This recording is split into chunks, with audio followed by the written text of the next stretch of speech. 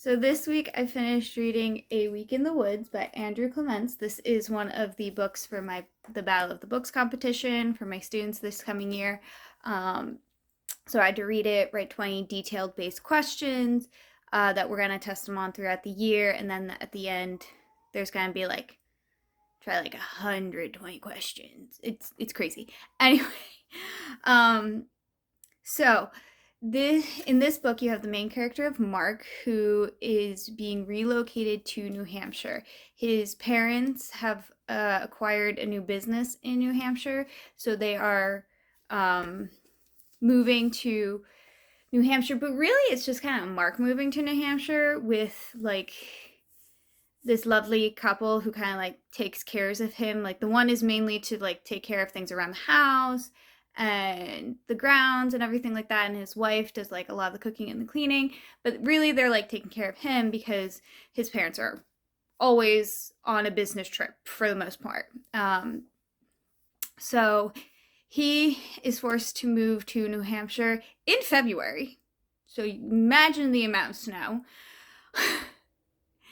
But also you're halfway through the school year already, which as a teacher, I feel so bad for students who are moved halfway through the school year. There's still time to make friends and things like that. The worst are when they move the end of the school year. It's why would you do? Why? These poor children. I understand there are extenuating circumstances, but poor children.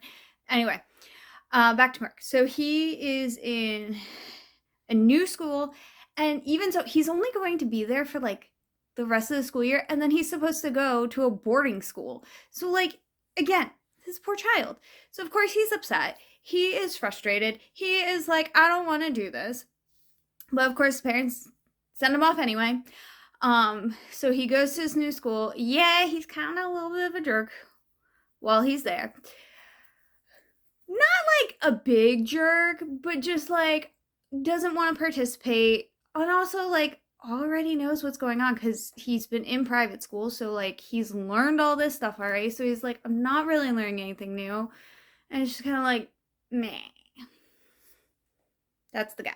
So then there is another character, Mr. Maxwell, and Mr. Maxwell as a teacher annoyed me so much. He just takes a look at Mark.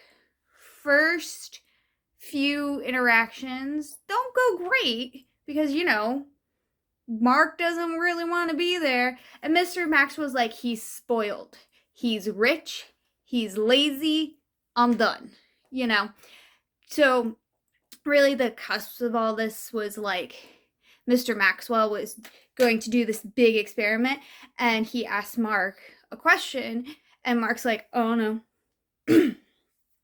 And Mr. Maxwell keeps pushing and pushing and pushing. And then finally Mark blurts out and kind of ruins the experiment. So he's a little ticked off by that. I mean, get it, but you also pushed. So, which he does admit in the book. Just saying. But then he brings Mark. Woo! He brings Mark up to the desk to give him the information on A Week in the Woods, which is where all the students in that grade go to spend an entire week in the woods doing experiments, doing hikes, all this really cool things to Mr. Maxwell, right? And Mark's just kind of okay. And then of course he finds out that Mark has rich parents, and he's nope, I'm done. I'm just and then even when Mark tries to start participating in class, Mr. Maxwell's just no. At one point in the book, Mark is the only kid raising his hand, and Mr. Maxwell's okay, so no one? And I get it.